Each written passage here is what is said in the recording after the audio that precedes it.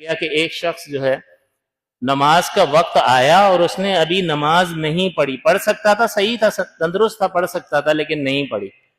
پھر یہ دوران کچھ وقت کے بعد ایسی بیماری اس کو لگ گئی کہ جس میں نماز معاف ہو جاتی ہے، تو وہ نماز معاف ہو جائے گی۔ کوئی یوں نہیں کہہ سکتا یار شروع میں تم پڑھ تو سکتے تھے، تم نے نہیں پڑھی، تمہاری کوتاہی ہے۔ اب عورت کو حیض آ گیا تو شروع میں نماز کا وقت ہوا، اس نے شروع میں نہیں پڑھی اور اپنے کام میں لگی رہی، اور درمیان میں پھر اس کو حیض آ گیا تو یہ نماز معاف ہو گئی۔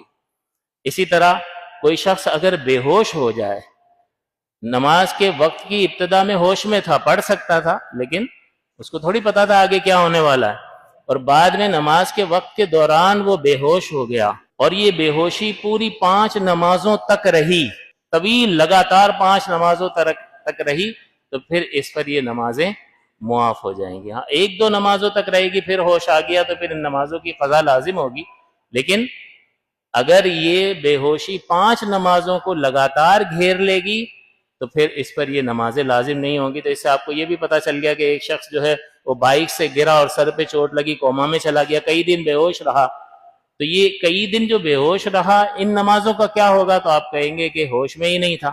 جب ہوش میں نہیں تھا اور ایک ساتھ 5 نمازوں سے زیادہ کو گھیر لیا تو ساری نمازیں معاف ہو گئیں، اس کی قضا اس پر لازم نہیں ہے۔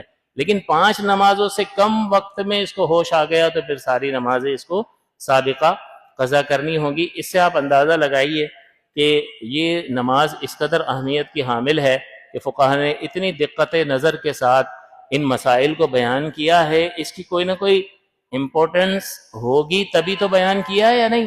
اسی لیے بیان کیا ہے کہ اس مسلمان کے ذمے کوئی نماز باقی نہ رہ جائے۔ ہم اللہ تعالیٰ کی بارگاہ میں حاضر ہوں اس حال میں کہ ہمارے نامہ اعمال میں جو اللہ نے چیزیں لازم کی ہیں اس کی عطا سے سب ادا ہو چکی ہوں، اور جو ہماری کمی کوتاہی اپنی وجہ سے رہ گئی ہو، اللہ تعالیٰ سے ہم معافی طلب کرتے ہیں کہ اللہ تعالیٰ اس سے درگزر فرمائے۔ لیکن اتنا ضرور ہے کہ آپ کی اپنی طرف سے کوئی کوتاہی نہیں ہونی چاہیے، اس میں انسان معافی بھی طلب کرے اور جتنا ازالہ کر سکتا ہے اس کو ازالہ کرنے کی کوشش کرنی چاہیے۔